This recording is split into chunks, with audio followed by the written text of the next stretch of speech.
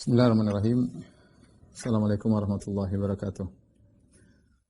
Alhamdulillahi ala ihsani wa syukru lahu ala taufiqihi wa amtinani wa asyhadu an la ilaha illallah wahdahu la syarika lahu ta'ziman li sya'ni wa asyhadu anna Muhammadan abduhu wa rasuluhu da'ila ridwani. Allahumma shalli alaihi wa ala alihi wa ashabihi wa ikhwani. Ikhwan dan akhwat para jamaah Masjid Tarbiyah yang dirahmati Allah Subhanahu wa taala. Kita melanjutkan bahasan kita tentang Sirah Nabawiyah dan kita masih dalam perang Khaybar. Pada pertemuan lalu telah kita mulai pembahasan yang pertama dan telah kita jelaskan bahwasanya Khaybar terdiri atas dua bagian ya. Adapun setengahnya yang terdiri atas dua wilayah yaitu Natat dan Ashiq. Adapun Natat ya di situ ada benteng Naim, kemudian benteng Sa'ab dan benteng Qal'ah Zubair. Dan tiga benteng ini sebagaimana pertemuan lalu telah dikuasai oleh Nabi Shallallahu Alaihi Wasallam. Tinggal bagian dari Syiq, yaitu dua benteng, benteng Ubay dan benteng Nazar. Setelah itu baru Nabi Shallallahu Alaihi Wasallam melanjutkan ke wilayah kedua di Khaybar. Di situ ada tiga benteng, benteng Al-Qamus dan benteng Al-Watih dan benteng As-Sulalim. Ya. Adapun daerah Natat, yaitu benteng Naim, kemudian benteng Sa'ab dan benteng Qal'ah Az-Zubair telah selesai dikuasai oleh Nabi SAW, maka Nabi masuk kepada daerah Syiq. Di situ ada benteng Ubay dan juga ada benteng An-Nazar. Ya. Maka Rasulullah SAW pun beranjak menuju ke daerah Syiq, ya, masuk kepada benteng yang keempat. Ya. Maka terjadilah peperangan. Ya.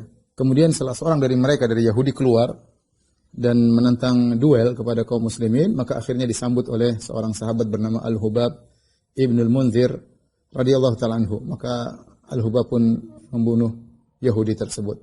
Kemudian muncul lagi orang kedua dari Yahudi, kemudian berkata, "Man yubariz, siapa yang mau berduel denganku?" Maka keluarlah Abu Dujana Simak bin Kharashah. Dialah pahlawan yang masyhur dalam perang Uhud ketika dia memakai sorban berwarna merah ya. Sebagaimana telah masyhur ceritanya sebelumnya telah kita sampaikan.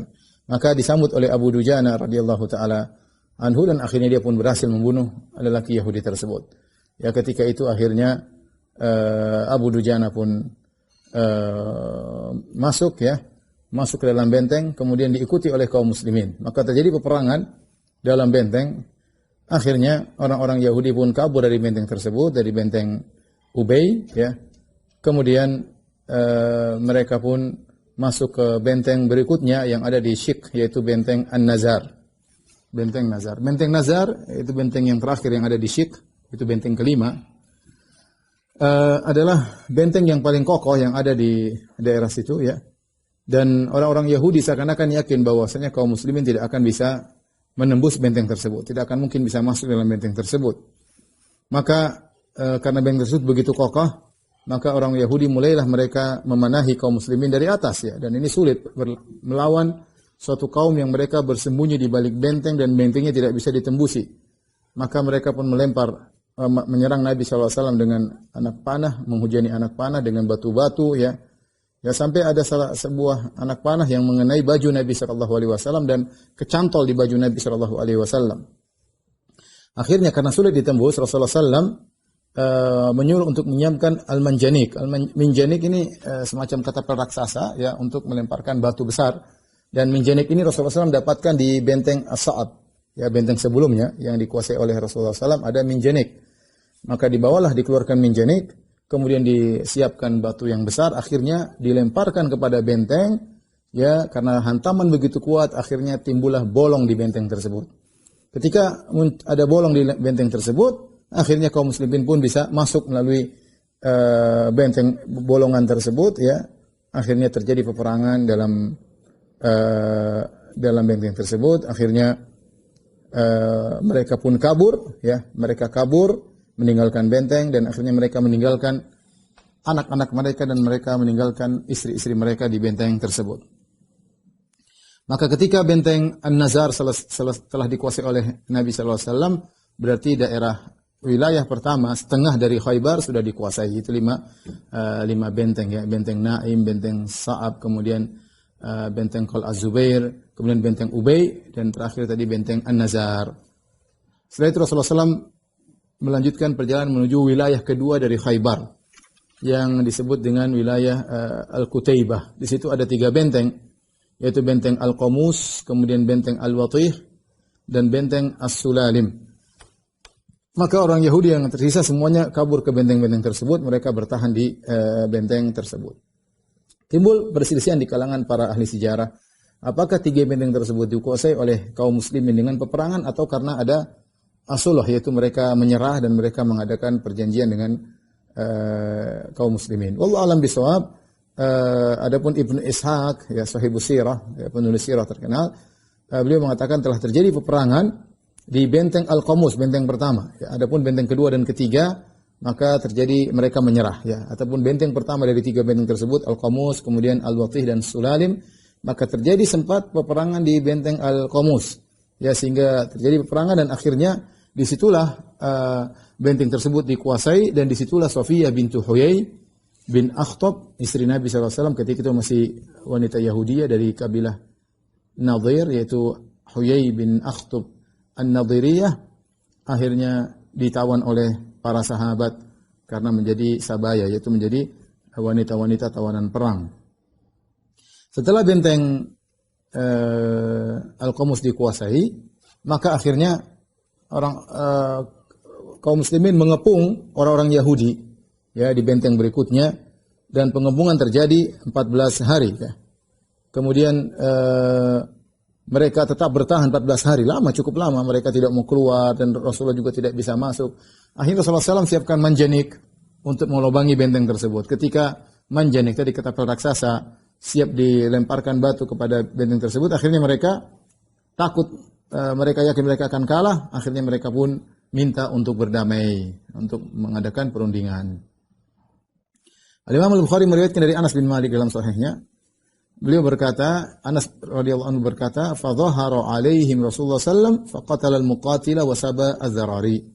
Ya, maka Rasulullah SAW ketika perang kemudian mengalahkan mereka, kemudian menawan tawanan perang, fa arsala Kinanatu ibnu Abil Huqaiq. Maka salah seorang tokoh mereka yang bernama Kinanah ibnu Abil Huqaiq. Kinanah ibnu Abil Huqaiq adalah suaminya Safiyah dan mantunya Huyai bin Akhtab. Huyai bin Akhtab yang sudah kita jelaskan yang dibunuh oleh kaum muslimin dalam perang Ghazwat Bani Nadir setelah perang Khandaq, ya, karena dialah yang memprovokasi orang-orang Quraisy dan juga kabilah-kabilah Arab Badui untuk datang menyerang kota Madinah sehingga jumlah mereka kita 10.000. Provokator ulungnya siapa? Bapaknya Safiyah, yaitu Huyai bin Akhtab.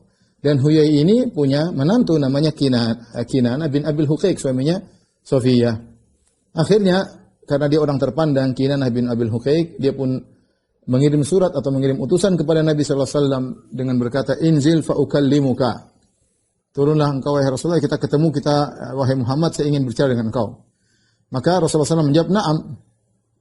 Silakan. Maka dia pun turun, Ibnu Abil Huqaiq, maka dia minta perjanjian damai dengan Rasulullah SAW dengan syarat yang disepakati oleh mereka. Syarat pertama yaitu semua orang yang berada dalam benteng tidak ditumpahkan darahnya. Itu para pasukan Yahudi yang ada dalam benteng tersebut tidak ditumpahkan darahnya. Kemudian juga yang kedua, semua anak-anak dan wanita, ya, tidak boleh ditawan. Ya, tidak boleh ditawan oleh kaum muslimin. Yang ketiga, yakhrujul yahudu min Khaybar bi dhararihim. Maka orang Yahudi terusir. Rasulullah masih mengalah, silakan kalian pergi dari Khaybar, cari tempat yang lain. Mereka diusir, silakan pergi bersama anak-anak dan istri mereka. Kemudian syarat yang keempat, mereka melepaskan seluruh harta mereka. Semuanya, emas, perak, kemudian al-qura, yaitu kuda yang mereka miliki, wal halqah, alat perang, semuanya tidak boleh yang dibawa, semua ditinggalkan. Wa alal bazzi, dan semua baju yang mereka miliki tidak boleh dibawa, kecuali baju yang sedang mereka pakai. Itu saja. Silakan pergi, tidak dibunuh, tapi pergi dengan kehinaan, pergi meninggalkan Khaybar. Tapi syaratnya tadi, kalian boleh selamat. Istri anak kalian tidak akan diganggu. Tapi kalian harus meninggalkan seluruh harta kalian, tidak ada yang boleh dibawa. Kuda, kemudian semua harta, ya, emas, perak, binatang ternak, semuanya tinggalkan. senjata-senjata peperangan, perisai semuanya ya. Bahkan baju semua tinggal kecuali baju yang kalian pakai. Setelah itu kalian keluar dari kota Khaybar ya. Syarat yang kelima yang penting yaitu tidak boleh menyembunyikan suatu pun. Ada harta tidak boleh disembunyikan. Ada harta tidak boleh disembunyikan. Kemudian Rasulullah SAW berkata kepada mereka, "Wa bari'at minkum zimmatullah wa zimmatu rasulih in katamtumuni syai'an." Dan ingat perjanjian Nabi, tanggungan Nabi dan tanggungan Allah dan tanggungan Nabi lepas dari kalian. Jaminan Allah dan jaminan Nabi lepas dari kalian jika kalian ternyata menyembunyikan sesuatu. Rasulullah SAW sudah ingatkan, jangan kesembunyian apapun. Ternyata nanti mereka berkhianat, ternyata ada yang mereka sembunyikan. Akhirnya mereka pun setuju dan mereka pun berdamai dengan Nabi SAW. Kemudian benteng-benteng semua diserahkan kepada kaum muslimin. Mereka harus pergi meninggalkan Khaybar. Ketika Rasulullah SAW ingin mengusir mereka dari Khaybar, ya, kemudian mereka minta permohonan kepada Rasulullah. Ya Rasulullah, sudahlah kami tidak usah pergi dari Khaybar. Ini Khaybar luas, banyak sekali kebun-kebun kormanya. Ya. Biarkan kami kerja, kami nggak usah pergi Khaybar, kami yang kerja. Dan setengah hasilnya kami berikan kepada anda dan kaum muslimin. Semua buah-buahan, korma, semuanya. Kami yang kerja, setengah hartanya kami berikan kepada kalian, setengah buat kami. Mereka berkata, "Ya Muhammad, da'na nakun fi hadhil ard." Wahai Muhammad, biarkanlah kami di negeri kami ini. Nuslihuha wa nakumu alaih, kami yang ngurus, kami yang ngurusin negeri kami. Fa nahnu a'lamu biha minkum wa a'maru laha. Dan karena kami lebih pandai mengurusi tanah kami dan kami lebih bisa memakmurkan tanah kami. Dan ketika itu benar, Rasulullah SAW tidak memiliki budak-budak yang untuk mengurusi Khaybar yang begitu luas.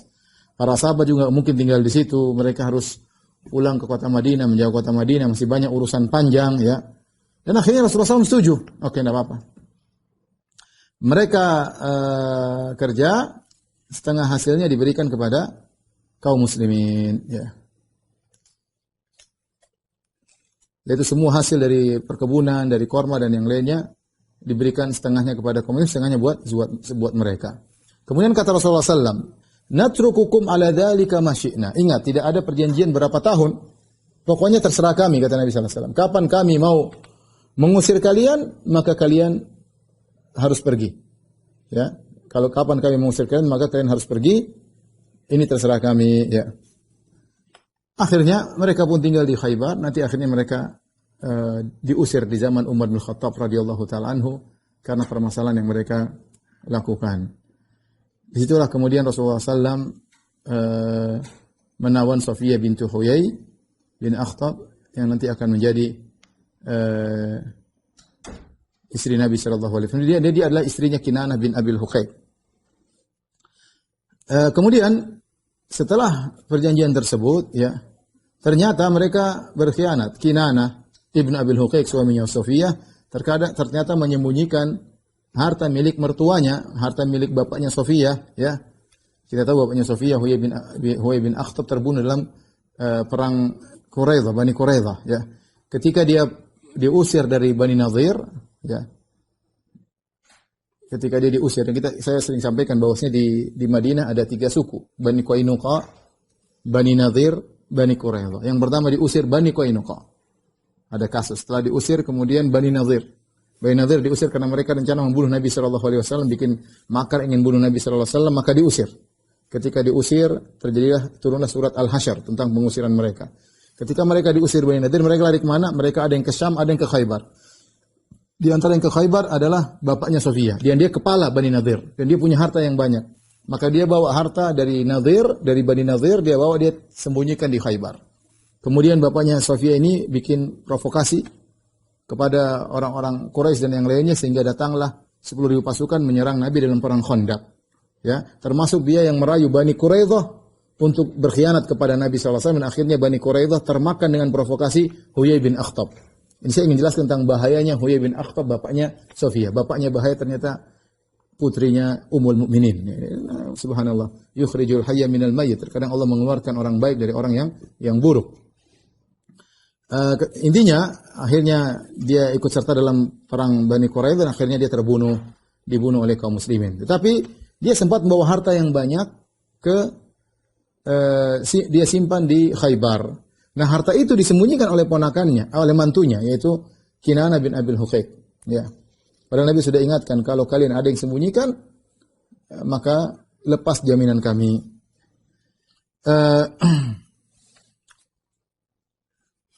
Ibnu Hibban meriwayatkan dan juga Abi Dawud meriwayatkan dengan sanad yang sahih dari Ibnu Umar radhiyallahu anhu, beliau berkata, "Faghayyabu maskan li Huyai bin Akhtab." Maskan itu semacam kulit, tempat terbuat dari kulit ya.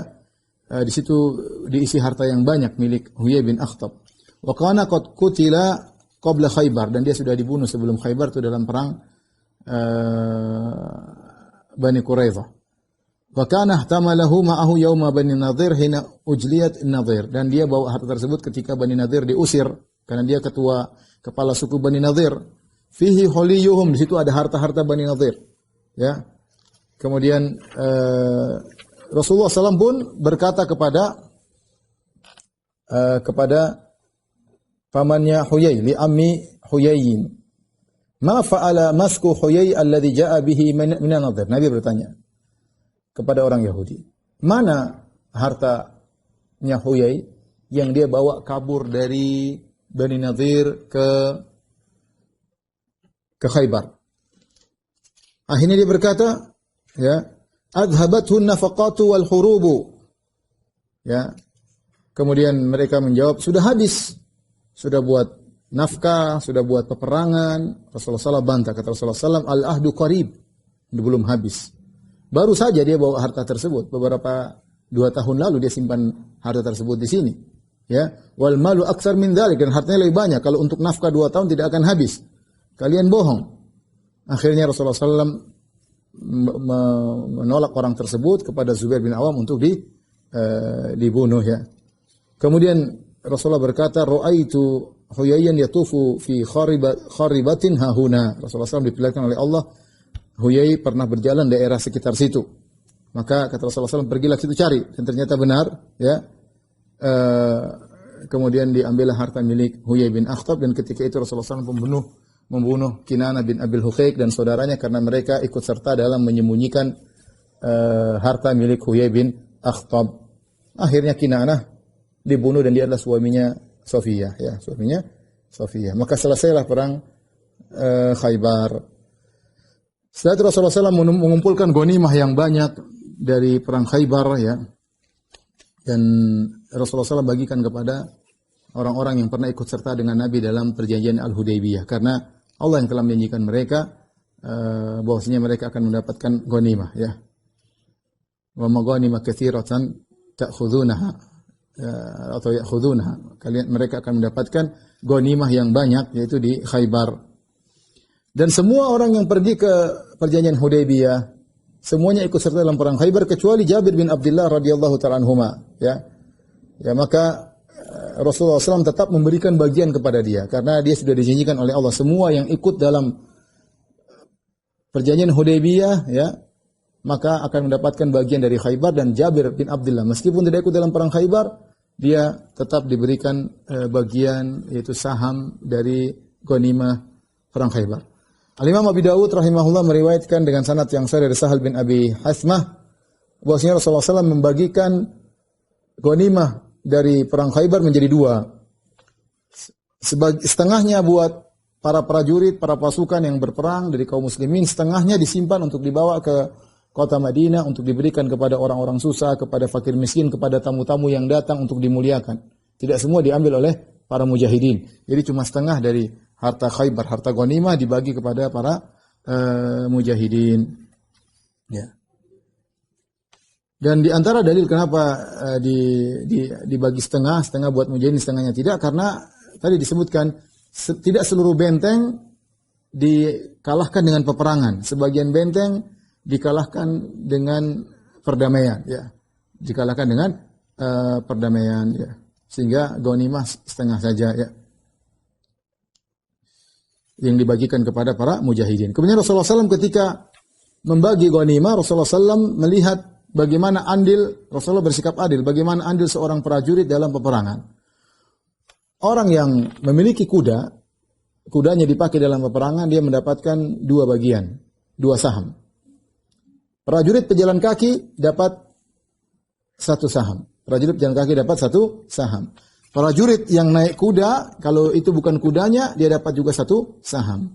Tapi kalau dia yang naik kuda dan itu juga kuda miliknya, dia mendapatkan 3 saham. Dia sebagai prajurit dan 2 saham sebagai pemilik kuda. Dan ini sikap adil dalam membagi peraturan, dalam membagi ghanimah ketika terjadi peperangan. Ini menunjukkan Rasulullah SAW adil melihat bagaimana peran prajurit dalam peperangan. Kita tahu bahwasanya orang yang punya berkuda lebih mematahkan mental musuh karena dia bisa maju, dia bisa sambil berperang naik kudanya dan itu butuh keahlian tersendiri.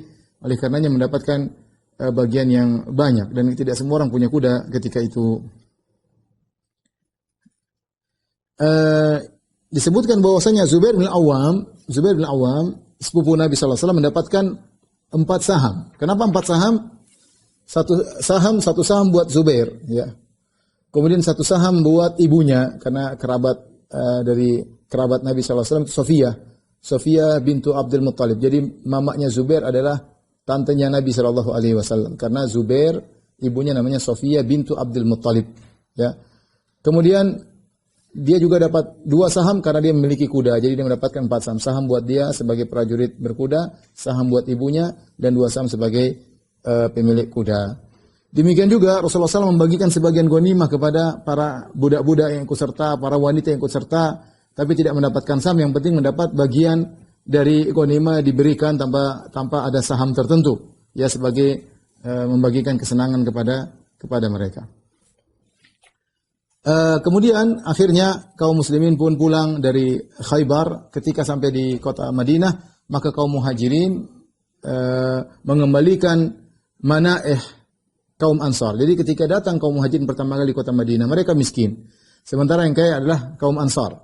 Dan kaum Ansar menawarkan sebagian harta mereka, hasil kebun mereka kepada kaum muhajirin. Mereka berikan begitu saja. Sebagian setengah dari harta kebun kami akan berikan kepada kalian kaum muhajirin. Tapi kaum muhajirin tidak mau. Kaum muhajirin mengatakan, biarlah kami yang bekerja. Kalian bekerja, membantu kalian, nanti setengah hartanya bagi. Setelah dikuasai, ditaklukkan Khaybar, maka kaum muhajirin tidak lagi mengambil bagian dari pemberian kaum Ansar. Mereka kembalikan. Kenapa? Karena harta yang datang dari Khaybar banyak. Khaybar sangat subur, ya, sangat subur sehingga penghasil korma yang banyak ketika itu, ya, dikuasai oleh orang Yahudi. Ketika dikuasai oleh kaum muslimin, maka hasil korma banyak dibawa ke kota Madinah sehingga kaum muhajirin tidak perlu lagi kerja kepada kaum Ansar karena begitu banyak hasil kebun korma, ya. Oleh karenanya Ibnu Umar radhiyallahu anhu pernah berkata, "Ma syabi'na hatta fatahna Khaybar." Kami tidak pernah kenyang sampai kami menaklukkan Khaybar. Setelah ditaklukkan Khaybar baru ternyata hasil buminya banyak. Ya, kebunnya banyak diberikan kepada kaum muslimin sehingga mereka bisa kenyang karena datang bantuan dari Khaybar. Demikian juga Aisyah radhiyallahu anha pernah berkata, "Lamma futihat Khaybar, qulna al-an nasba'u minat tamar." Kata Aisyah, setelah Khaybar dikuasai oleh kaum muslimin, baru kita berkata, sekarang kita baru bisa kenyang karena makan korma. Subhanallah, kata Al-Hafidz Ibnu Hajar, ay li kathrati ma fiha minan nakhil, karena begitu banyak korma yang ada di Khaybar, isyaratan ila annahum kanu qabla fatiha fi qillati minal aish. Ini menunjukkan bahwasanya sebelum Khaybar dikuasai, mereka makan cuma sedikit. Mereka tidak pernah kenyang makan korma.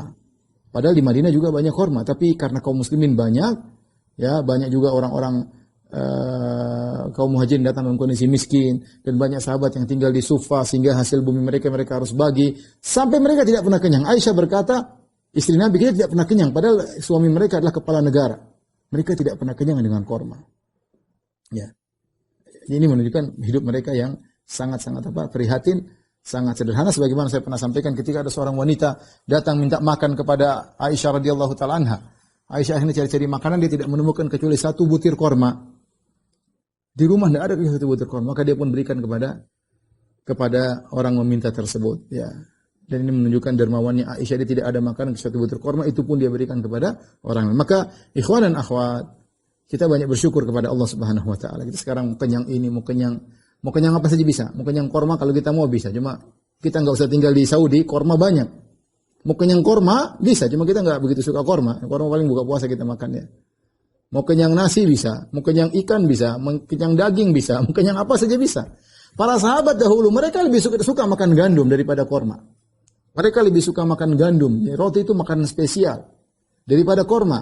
Korma saja yang mereka lebih suka gandum daripada korma. Korma pun mereka tidak kenyang. Bayangkan dari tahun pertama Hijriah sampai 7 Hijriah mereka tidak pernah kenyang korma. Bukan kelas-kelas bawahan yang tidak pernah kenyang korma. Istri-istri Rasulullah SAW tidak pernah kenyang korma. Anaknya Umar bin Khattab tidak pernah kenyang korma. Setelah dikuasai Khaybar, baru kemudian mereka bisa kenyang makan korma ya. Jadi maksud saya kita banyak bersyukur kepada Allah Subhanahu Wa Taala, limpah nikmat yang Allah berikan kepada kita ya. Alhamdulillah, maka kita banyak pandai-pandai bersyukur, jangan lupa dengan nikmat Allah Subhanahu. Kita sebut-sebut alhamdulillah kita masih bisa kenyang, kita masih bisa makan, masih banyak kenikmatan. Wa amma bi ni'mati rabbika fahadits, adapun nikmat Rabbmu ingat-ingatlah, sebut-sebutlah, karena kadang kita lupa bahwasanya yang kita rasakan sekarang kehidupan ini adalah kenikmatan dari Allah Subhanahu wa taala yang Allah akan minta pertanggungjawabannya pada hari akhirat kelak. Taib, di dalam perang Khaybar ada seorang Arab Badui yang dia mati syahid ya. Ya, dan kisahnya menakjubkan yang menunjukkan tentang pentingnya niat ya. Diriwayatkan oleh Hakim dan Nasa'i dengan sanad yang sahih dari Shaddad bin Al-Had. Ana rajul min al-Arab, ada seorang Arab Badui, dia beriman kepada Rasulullah sallallahu alaihi wasallam. Kemudian dia berkata, "Uhajiru ma'aka ya Rasulullah, aku berhijrah bersamamu." Fa'ausan Nabi sallallahu alaihi wasallam ashabahu bihi, maka dia minta izin untuk berhijrah bersama Nabi, akhirnya berhijrah bersama Nabi. Dan Nabi bilang sama para sahabat, perhatikan Arab Badui ini, tolong perhatikan. Tatkala terjadi perang Khaybar, maka Rasulullah SAW mendapatkan ghanimah. Ya, jadi perang Khaybar kan bertahap. Maka Rasulullah SAW kasih para sahabat, kemudian Rasulullah SAW berkata, jangan lupa kasih Arab Badui tersebut. Ya, wa kana yar'a dhahrahum, karena dia berjaga di belakang. Dia berjaga di belakang, dia tidak tahu ada ghanimah di depan. Kata Nabi, jangan lupa kasih dia. Akhirnya para sahabat membawakan ghanimahnya, jatah dia dikasih. Kemudian ketika dikasih dia bertanya, "Mahadha, apa ini?" Mereka berkata, "Qasamahu laka Rasulullah SAW." Ya, ini adalah bagianmu. Maka dia pun mengambil bagian tersebut, kemudian dia datang kepada Rasulullah. Dia berkata, "Ya Muhammad." Dan kita tahu orang Arab Badui, mereka kalau panggil Nabi, mereka tidak panggil ya Rasulullah. Adab mereka memang kurang karena mereka Badui, ya. Mereka kasar. Mereka kalau panggil nama Nabi, mereka panggil nama, "Ya Muhammad." Mereka tidak bilang ya Rasulullah, ya Nabi Allah, tidak. Mereka bilang ya Muhammad. Ma'ala hadza taba'tuka. Aku ikut engkau ya Muhammad bukan untuk ngambil ghanimah ginian. Subhanallah. Niatnya tulus karena Allah, bukan karena mencari ghanimah. Walakin taba'tuka ala an urmaha huna. Tapi saya ikut engkau wahai Muhammad supaya aku kena panah di sini. Wa asyara ila halqihi bisahmin. Fa'amut. Aku ingin ada anak panah yang tembus ke sini dan aku mati. Aku ingin, itu cita-citaku. Wa adkhulal jannah. Kemudian aku masuk surga. Itu niatku. Ketika dia mengatakan, saya tidak butuh ghanimah ya Rasulullah. Saya ingin ikut engkau, ingin mati syahid, ingin ada anak panah masuk sini. Kemudian saya mati syahid, masuk surga. Kata Rasulullah SAW, "In tasduqillaha yasduqka." Kalau engkau niatmu benar, jujur karena Allah, maka Allah akan mengabulkan permohonanmu. Falabithu qalilan thumma nahadhu fi qitalil adu. Kemudian mereka tenang sebentar, kemudian mereka melanjutkan peperangan karena kita tahu Khaybar bertahap, tidak langsung. Maka mereka pun maju berperang dan dia pun ikut dalam perangan tersebut. Kemudian setelah selesai peperangan didatangkanlah mayatnya. Yuhmalu, dia dipikul, dibawa kepada Nabi sallallahu alaihi wasallam. Waqad asabahu sahmun haitsu asyar, dan benar anak panah masuk di lehernya sebagaimana tempat dia tunjukkan. Subhanallah. Ya. Kata Nabi, huwa itu laki-laki yang tadi, yang kata para sahabat, "Na'am ya Rasulullah." Kata Rasulullah SAW, "Sadaqallah fasadaqahu." Berarti dia tulus waktu mengucapkan demikian, maka Allah kabulkan permintaannya. Ya. Kemudian Nabi pun mengkafankannya, kemudian Rasulullah SAW pun letakkan di depan, kemudian Rasulullah SAW menyolatkannya. Ya. Di antaranya Rasulullah SAW berdoa dalam salatnya tersebut, "Allahumma hadza abduka kharaja muhajiran fi sabilika faqutila syahidan fa ana alaihi syahid." Ya Allah, sesungguhnya ini hambamu, dia telah keluar untuk berhijrah di jalanmu, maka dia pun mati syahid, terbunuh syahid, maka aku menjadi saksi bahwasanya dia mati syahid, ya. Maka dikuburkanlah orang tersebut, ya. Taib, sebaliknya, kalau tadi kita takjub dengan seorang yang mati syahid, ya, karena niatnya yang tulus dan Allah mudahkan permohonannya. Oleh karenanya kita kalau punya niat yang tulus, biasanya Allah mudahkan. Tapi kalau niat kita nggak tulus, masih kecampur-campur dengan niat yang lain, tercampur dengan riya, tercampur dengan pamer, tercampur dengan angkuh, ya macam-macam ya, maka kadang-kadang terjadi, kadang-kadang enggak ya. Tapi kalau seorang tulus karena Allah, biasanya dimudahkan oleh Allah Subhanahu wa taala. Dan niatnya tidak terkontaminasi. Kita lanjutkan kisah berikutnya, Qissatul Asja'i. Ada seorang dari Asja', dari kabilah Asja'. Ini ceritanya terbalik. Dia mati dalam perang tersebut. Dan Rasulullah SAW tidak mau menyolatkannya. Sebabnya karena dia melakukan gulul. Gulul itu mengambil harta ghanimah ketika sebelum dibagi. Belum waktunya dia ngambil ya. Tidak diperbolehkan. Al-Imam Ahmad meriwayatkan dalam musnadnya dan Al-Hakim dengan sanad yang hasan dari Zaid bin Khalid Al-Juhani. Dia berkata, "Ana rajulan minal muslimin min Asja' tufiya bi Khaybar." Ada seorang laki dari kaum muslimin dari kabilah Asja' wafat di Khaybar. Wa annahu dzukira li Rasulullah sallam. Disebutkan ya Rasulullah si fulan wafat. Kata Rasulullah sallam, "Shallu ala sahibikum." Kalian aja yang salat. Aku enggak. Ya. Fatagayyarat wujuhul qaum lidzalik. Mereka bawa kepada Nabi agar Nabi yang salatkan. Sebagaimana Arab Badui tadi, Rasulullah yang salatkan. Sekarang malah tidak. Rasulullah SAW mengatakan, "Shallu ala sahibikum." Kalian yang salatkan, aku enggak. Maka para sahabat berubah wajah mereka. Ada apa dengan orang ini? Falamma ra'a alladhi bihim, tatkala Rasulullah melihat perubahan wajah mereka, para sahabat heran kenapa Rasulullah tidak mau menyolatkan. Maka Rasulullah SAW berkata, "Inna sahibakum ghalla fi sabilillah." Sungguhnya kawan kalian ini telah mengambil harta sebelum dibagi, ya. Fafatashna mata'ahu, kami pun memeriksa barang-barangnya. Fawajadna fihi kharazan min kharazil yahud ma yusawi dirhamain. Maka mendapatkan macam kalung, ya. Harganya tidak sampai 2 dirham. Artinya perkara yang sepele. Perkara yang sepele, tapi karena ini harta gulul yang tidak halal, maka Nabi tidak menyalatkan. Karena gulul adalah dosa besar. Seorang mengambil harta ghanimah meskipun sedikit. 2 dirham, tidak sampai 2 dirham. Rasulullah tidak mau menyalatkan. Ini dalil bahwasanya dibolehkan bagi seorang kiai atau seorang pemuka agama, jika ada orang meninggal dalam kondisi melakukan dosa besar, ya dia boleh meninggalkan tidak sholat kepada orang tersebut sebagai pelajaran bagi yang lainnya. Tentu orang tersebut butuh doa, ya. Tetapi sebagai pelajaran agar yang lain tidak melakukan seperti perbuatannya. Karena kalau ada yang melakukan seperti perbuatannya, tidak disolatin. Ya, oleh karenanya Nabi SAW tidak menyolatkan. Ya, tidak mau menyolatkan orang ini, tapi Rasulullah SAW menyuruh para sahabat untuk menyolatkannya. Karena dia membutuhkan ampunan dari Allah Subhanahu Wa Taala sebagai bentuk ya, peringatan kepada yang lainnya agar tidak melakukan seperti perbuatan orang tersebut. Taib, setelah Khaybar dikuasai, datanglah para sahabat dari negeri Habasyah. Kita sudah pernah cerita sekitar tahun ke-5 kenabian, ya. Ketika Rasulullah SAW masih di Mekah, belum hijrah, masih di Mekah, sekitar 5 tahun berdakwah. Ketika intimidasi kaum musyrikin Quraisy kepada para sahabat semakin kuat, akhirnya Rasulullah SAW suruh sebagian sahabat berhijrah ke negeri Habasyah. Sehingga banyak berhijrah ke negeri Habasyah, ya.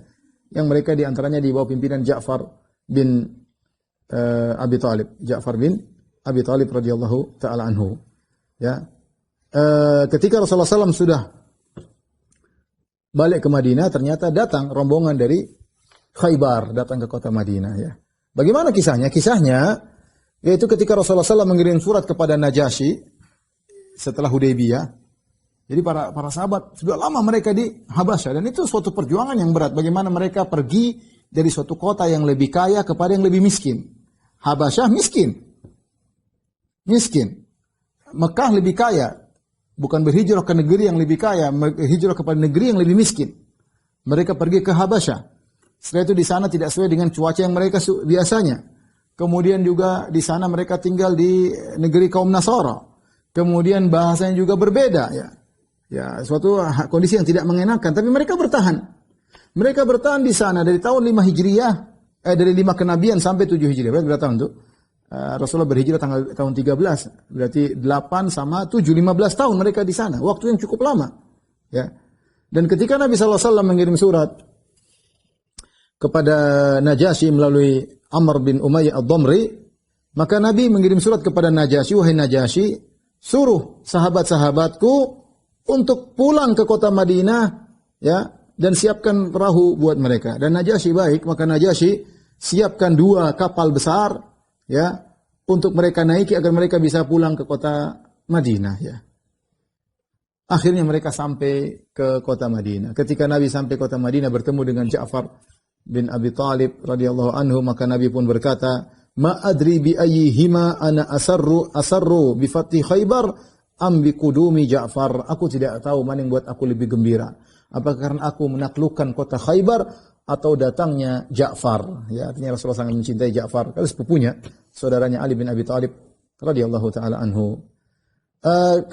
Bersamaan dengan datangnya Ja'far bin Abi Thalib dengan sahabat-sahabat dari Habasyah, demikian juga datang kaum Asy'ariyin. Kaum Asy'ariyin adalah dari negeri Yaman, ya. Mereka berjumlah 50 sekian orang, ya. Di antara mereka adalah Abu Musa al-Asy'ari, sahabat yang masyhur Abu Musa al-Asy'ari, di antara kaum Asy'ariyin. Al-Imam Al-Bukhari, Imam Muslim meriwayatkan dari Abu Musa al-Asy'ari, beliau bercerita, kami di Yaman, balagana makhrajan Nabi, maka sampai kepada kami makhrajun Nabi, kabar bahwasanya Rasulullah SAW, seorang Rasul, sudah keluar, ya. Dan kami fakharajna muhajirina ilai, dan kami ingin berhijrah menuju kota Madinah, ya. Nabi sudah keluar dari kota Mekah menuju kota Madinah, dan kami ingin berhijrah dari Yaman menuju kota Madinah. Ana wa akhwani li asgharuhum wa ana wa akhwani li an asgharuhum, dan saya bersama 2 saudaraku dan aku yang paling kecil di antara mereka. Ahaduhuma Abu Burdah, salah satunya adalah Abu Burdah, yang satunya adalah Abu Ruhm. Jadi mereka 3 bersaudara bersama rombongan yang lain sekitar 50 sekian. Kemudian farakibna safinatan, kami pun naik kapal dari Yaman menuju ke Hijaz. Fa'alqatna safinatuna ila Najasyi bil Habasyah. Ternyata kami dibawa oleh ombak sehingga kami pun terdampar di negeri Habasyah. Qadarullah fawafaqna Ja'far bin Abi Thalib wa ashabahu indahu. Kami di sana kami ketemu dengan Ja'far bin Abi Thalib, ya. Maka Ja'far cerita, sesungguhnya Rasulullah SAW telah mengutus kami ke sini, ke Habasyah, dan Rasulullah menyuruh kami untuk tinggal di Habasyah, dan mereka sudah 15 tahun. Ya, fa aqimu ma'ana, maka Ja'far dengan baik mengatakan, sudah kalian tinggal aja sama kami di sini di Habasyah. Kata Abu Musa al-Asy'ari, kami pun tinggal bersama Ja'far di negeri Habasyah. Sampai akhirnya kami bareng-bareng naik kapal bareng-bareng dari Habasyah menuju kota Madinah. Jadi rombongannya Ja'far, itu juga ada rombongan Abu Musa al-Asy'ari yang berjumlah 50 sekian. Dan kami ketika tiba, qadarullah ternyata Rasulullah SAW baru menang dari perang Khaybar. Dan akhirnya mereka para sahabat juga yang datang dengan kapal tersebut dikasih saham juga, dikasih bagian daripada ghanimah. Ya, kata Abu Musa al-Asy'ari, fa'atana minha, kami pun diberi bagian dari ghanimah perang Khaybar. Padahal seorang pun yang tidak ikut perang Khaybar tidak dikasih. Yang tidak ikut perang Khaybar tidak, kecuali kami, ya. Kecuali kami yang datang dengan safinah, dengan kapal, maka Nabi pun berikan kepada kami sebagai bentuk kegembiraan Nabi SAW kepada mereka, ya. Dan kita tahu Asy'ariyin, ya, Asy'ariyin adalah suatu kaum yang mulia. Rasulullah SAW pernah memuji mereka, ya. Rasulullah SAW pernah berkata, yaqdumu alaikum godan, aqwamun hum araqqu quluban lil islami minkum. Kata Rasulullah SAW, akan datang kepada kalian besok suatu kaum yang mereka hatinya lebih lembut kepada Islam daripada kalian. Ternyata datanglah kaum al-Asy'ariyun dari Yaman, di antaranya Abu Musa al-Asy'ari radhiyallahu taala anhum, ya. Kemudian juga dalam Sahihain dari Abu Musa al-Asy'ari, Rasulullah SAW pernah berkata, innal asy'ariyin idza armalu fil ghazwi aw qalla ta'am wa iyalihim bil Madinah jama'u makana indahum fi thawbin wahid. Sungguhnya Asy'ariyin, yaitu kaum Asy'ariyin, yaitu dari Yaman, Abu Musa al-Asy'ari, sukunya Abu Musa al-Asy'ari, kalau mereka kehabisan miskin, mereka tidak punya makanan dalam peperangan atau di luar peperangan, atau makanan mereka tinggal sedikit untuk anak-anak mereka, maka mereka kumpul bareng-bareng. Ini Asy'ariyin semuanya mereka punya apa ya, persatuan yang baik. Mereka kumpulkan seluruh makanan mereka dalam satu tempat atau satu baju, satu kain. Tsumma iqtasamu bainahum fi ina'in wahidin bisawiyah. Kemudian mereka bagi rata. Ya, jadi di antara mereka tenggang rasa dengan yang lainnya. Ya, jadi kalau mereka ada kekurangan sebagian sudah yang punya makanan banyak kumpulin semua.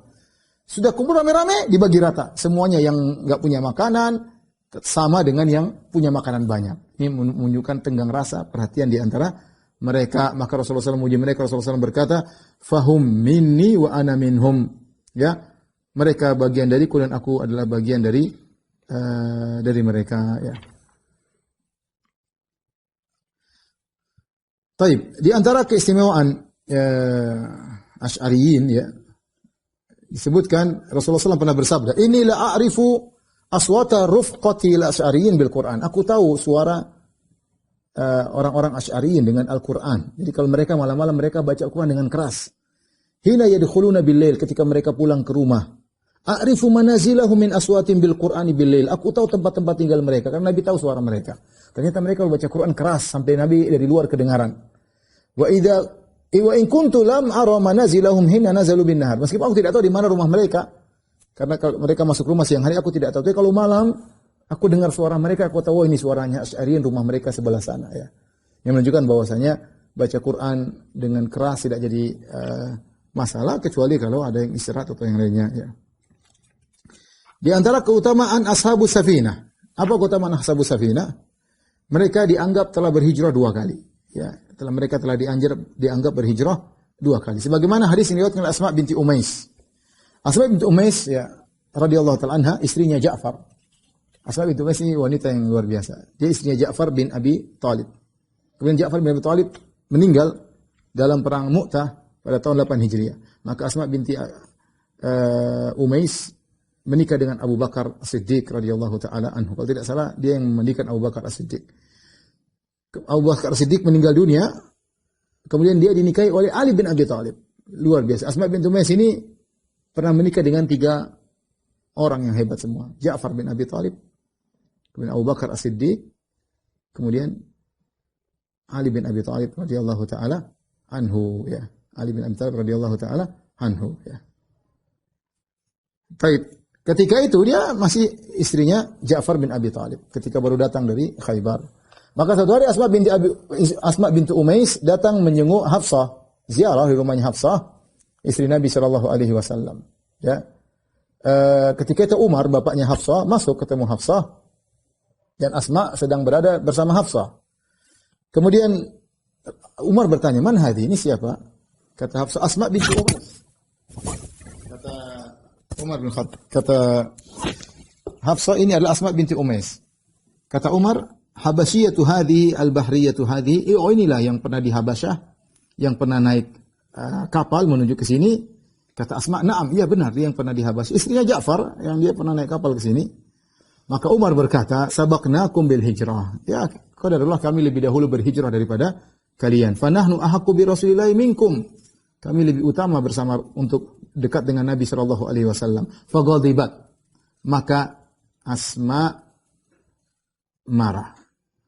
Dia mengatakan, "Kalla wallahi, tidak. Kalian tidak lebih berhak kepada Nabi daripada kami." Kemudian Asma berkata, "Kuntum ma'a Rasulillah yut'imu ja'iakum wa ya'idhu jahilakum." Kalian enak tinggal bersama Nabi sallallahu alaihi wasallam. Nabi kalau punya makanan, Nabi kasih kalian. Kami di Habasyah enggak ada makanan. Hidup sengsara ya. Kalau ada yang jahil di antara kalian, Nabi nasihati. Kalau kami, siapa yang nasihati di sana? Tidak ada Nabi bersama kami. Terus kalian mengatakan lebih hebat daripada kami? Wa kunna fi ardin al-bu'ada al-bughadha bil Habasyah. Kami di tempat yang jauh, tempat yang kami tidak sukai. Ya. Kami tidak sukai. Wa dzalika fillah, itu semua kami lakukan karena Allah. Ya. Demi taat kepada Rasulullah sallallahu alaihi wasallam. Wa imullah la at'amu ta'aman wa la ashrabu syaraban hatta adhkura ma qulta li Rasulillah sallallahu alaihi wasallam. Saya tidak akan makan makanan, kata Asma. Dia marah, benar-benar marah, tersinggung dengan Umar. Saya tidak akan makan makanan, saya tidak akan minum apapun sampai saya laporkan perkataanmu kepada Rasulullah sallallahu alaihi wasallam. Ya. Kemudian dia tambah lagi, ya. Wa nahnu kunna nu'dha wa nakhaf. Kami di sana dalam kami dulu diganggu dan kami dalam kondisi ketakutan, ya. Aku akan sebut ini semua kepada Nabi, wa as'aluhu wallahi la akdzib, dan aku akan bertanya kepada Nabi, demi Allah aku tidak akan dusta, wala azik, dan aku tidak akan menyimpang, wala azidu ali, dan aku tidak tambah-tambahin. Maka Nabi SAW tatkala datang, kan di rumah Hafsah. Nabi SAW datang, maka Asma berkata, kesempatan. Kata Asma, ya Nabi Allah, wahai Rasulullah, inna Umar qala kada wa kada. Umar tadi ngomong begini-begini. Maka Rasulullah berkata, fama qulti lahu. Apa yang kau katakan kepada Umar? Asma mengatakan, aku berkata begini-begini, aku bantah. Maka Rasulullah SAW membenarkan perkataan Asma. Kata Rasulullah SAW, laisa bi ahaqqa bi minkum. Benar. Umar tidak lebih utama kepadaku daripada kalian. Lahu wa li ashabi hijratun wahidah. Umar dan yang semisalnya, mereka punya satu hijrah. Ya benar, mereka lebih dahulu hijrah ke Madinah. Tapi mereka punya satu hijrah. Walakum antum ahlas safinati hijratan. Tapi kalian punya dua hijrah. Ya, kalian punya dua hijrah. Jadi masing-masing punya kelebihan. Umar lebih dahulu hijrah, sementara para sahabat ini ashabu safinah mereka masih di Habasyah karena Nabi suruh mereka di Habasyah. Ya. Dan mereka terlambat datang kota Madinah, tetapi mereka punya dua hijrah. Ya. Taib, di antara hal-hal yang aneh, ya, yang pernah dilihat oleh para sahabat yang tinggal di Habasyah, kita Habasyah ingat, Habasyah negeri Nasara. Cuma Najasyi masuk Islam. Jadi mereka tinggal di negeri kaum Nasara. Yang kaum Nasara tersebut ternyata baik ya. Mengayomi mereka karena raja mereka Najasyi baik ya. Rasulullah SAW pernah berkata kepada wanita yang berhijrah ya, atau kepada orang-orang yang berhijrah yang lewat kapal dari Habasyah. Rasulullah SAW berkata kepada mereka yang pernah tinggal di Habasyah, ala tuhaddithuni bi'ajiba ma ra'aitum bi ardil Habasyah. Wahai para sahabatku, kalian pernah tinggal di Habasyah. Bisakah kalian kabarkan kepadaku tentang suatu perkara-perkara yang menakjubkan kalian di negeri Habasyah? Karena luar negeri gampangannya kalau kita. Rasulullah di Madinah, Habasyah luar negeri. Kalau Mekah, Madinah ya masih Hijaz ya, negeri Arab. Habasyah bukan negeri Arab. Tentu ada hal-hal yang menakjubkan yang Rasulullah ingin tahu. Rasulullah SAW bertanya, adakah sesuatu yang menakjubkan yang kalian pernah lihat di sana? Maka qala fityatun minhum, ada seorang pemuda berkata, bala ya Rasulullah, ada ya Rasulullah, ada kisah menakjubkan. Dia cerita, baina nahnu julusun marrat bina ajuzun min ajaizi rohabinihim. Suatu hari ketika kami sedang duduk kaum muslimin, tiba-tiba ada seorang nenek tua berjalan ya dari orang miskin ya. Tahmilu ala ra'siha kullah. Dan dia sedang membawa di atas kullah min ma', yaitu bawa air, dia taruh di atas kepalanya sambil dia bawa. Famarrat bi fatan minhum. Tiba-tiba nenek tua ini melewati seorang pemuda, orang kaya ya. Yaitu orang kaya di negeri Habasyah. Faja'ala ihda yadayhi baina katifaiha. Maka pemuda ini iseng, maka nenek ini sedang berjalan, maka dia letakkan tangannya di tengah-tengah di antara dua pundak wanita tua tersebut. Tsumma dafa, kemudian dia dorong. Fakharat ala rukbataiha, maka wanita ini pun terjatuh tersungkur di atas kedua lututnya. Fankasarat kullatuha, dan akhirnya kullahnya, tempat airnya yang terbuat mungkin dari dari tanah liat yang semisalnya pecah. Falamma irtafa'at ilfatat ilaihi. Kemudian dia bangkit. Kemudian nenek tua itu melihat kepada sang pemuda. Dan dia mengingatkan pemuda tersebut. Ini yang menakjubkan di sini dilihat oleh para sahabat. Apa dia berkata nenek tua ini? Saufa ta'lamu ya gudar. Kau akan tahu hai anak nakal ya. Idza wada'allahu al-kursiyya. Kalau Allah meletakkan kursinya pada suatu hari nanti. Wa jama'al awwalina wal akhirin, dan Allah akan mengumpulkan seluruh manusia dari awal sampai akhir. Ingat dia Nasraniyah. Ini wanita Nasrani. Dia ingatkan, nanti sekarang ganggu saya. Nanti ada satu hari kiamat, ketika Allah meletakkan kursinya, Allah mengumpulkan seluruh manusia dari awal sampai akhir. Wa takallamatil aidi, dan tangan-tangan akan berbicara.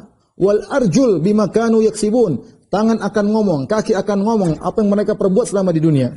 Fasawfa ta'lam, kau akan tahu. Kaifa amri wa amruka indahu gadan, kau akan tahu bagaimana urusanku dengan urusanmu di sisi Allah besok. Subhanallah. Ini wanita Nasriyah tapi berbicara seperti orang ustazah yang menyampaikan ayat-ayat Allah. Bahwasanya manusia akan dimulai dari awal dan akhir. Sebagian firman Allah, qul innal awwalin wal akhirin lamajmu'una ila miqati yaumi ma'lum. Sungguhnya orang dari awal sampai akhir semua akan dikumpulkan di padang mahsyar di waktu yang telah ditentukan. Padahal dia Nasraniyah. Ya, ini maka tangan lihat nanti. Kemudian berkata tangan-tangan berbicara, kaki-kaki akan berbicara. Persis dalam surat dalam Al-Qur'an. Wa tukallimuna aydihim wa tukallimuhum aydihim wa tashhadu arjuluhum. Ya. Dan sebagaimana Al-Qur'an kata Nabi SAW mengomentari kisah tersebut, sadaqat. Benar wanita tersebut. Wanita tersebut benar. Kaifa yuqaddisullahu ummatan la yu'khadhu li dha'ifihim min syadidihim. Bagaimana Allah bisa memuliakan suatu kaum yang mereka tidak membela hak orang yang miskin dari kezaliman orang yang kaya atau orang yang kuat, ya. Jadi kalau mau umat dimuliakan oleh Allah Subhanahu wa taala, umat tersebut harus membela keadilan, ya. Apakah yang terzalimi orang kaya ataupun orang miskin, apakah orang kuat atau orang lemah, semuanya harus dibela. Kemudian juga di antara kisah yang menakjubkan, Syaikhan diriwayatkan oleh Imam Bukhari Imam Muslim dari Aisyah radhiyallahu taala anha, dia berkata, "Anna Ummu Salamah wa Ummu Habibah dzakarata kanisah." Ummu Salamah dan Ummu Habibah pernah bercerita, dua-duanya pernah di Habasyah. Ummu Salamah dengan Abu Salamah, ya, pernah hijrah ke negeri Habasyah, kemudian ke kota Mekah, akhirnya Abu Salamah meninggal. Kemudian Ummu Salamah hijrah ke kota Madinah, akhirnya menikah dengan Nabi. Jadilah Ummul Mukminin. Sama Ummu Habibah, Ramlah bintu Abu Sufyan pernah berhijrah dengan suaminya Ubaidillah bin Jahshin radhiyallahu anhu yang kemudian meninggal di negeri Habasyah. Kemudian dia balik ke Madinah menikah dengan Nabi sallallahu alaihi wasallam menjadi Ummul Mukminin. Ini dua-dua Ummul Mukminin yang pernah tinggal di Habasyah. Mereka ngobrol sama Aisyah, itu sama madu-madu ngobrol. Ada Ummu Salamah, ada Ummu Habibah, ada Aisyah. Mereka berdua cerita, kanisatan ra'ainaha, mereka bercerita mereka pernah lihat sebuah gereja di Habasyah. Fiha tasawir, di sana banyak patung-patung, gambar-gambar. Fadzakarata dzalika li Nabi sallallahu alaihi wasallam. Maka mereka berdua cerita kepada Rasulullah, kami di Habasyah kami lihat ada gereja, ada patung-patungnya, gambar-gambarnya. Rasulullah SAW mengomentari, Inna ulaika idza kana fihim ar-rajulu salih famata banau ala qabri masjidan. Sungguhnya mereka itu orang-orang Nasara, kalau ada yang meninggal orang saleh di antara mereka, dibangun masjid di atasnya, dibangun tempat ibadah di atasnya. Wa sawwaru fihi tilka suwar, dan mereka bikin patung-patung tersebut, gambar-gambar tersebut. Fa ulaika syirarul khalqi indallahi yaumil qiyamah. Mereka adalah seburuk-buruk makhluk di sisi Allah pada hari kiamat kelak, ya. Karena mereka membuat kuburan di atas membuat masjid di atas kuburan orang saleh, dan mereka bikin patung-patung tersebut. Baik, demikian saja ikhwan dan akhwat para jamaah Masjid Tarbiyah yang dirahmati Allah Subhanahu wa taala. Insyaallah kita lanjutkan di kesempatan berikutnya insyaallah taala. Wallahu a'lam bishawab. Demikian saja apa yang saya sampaikan, kurang lebih saya mohon maaf. Wabillahi taufiq wal hidayah. Assalamualaikum warahmatullahi wabarakatuh.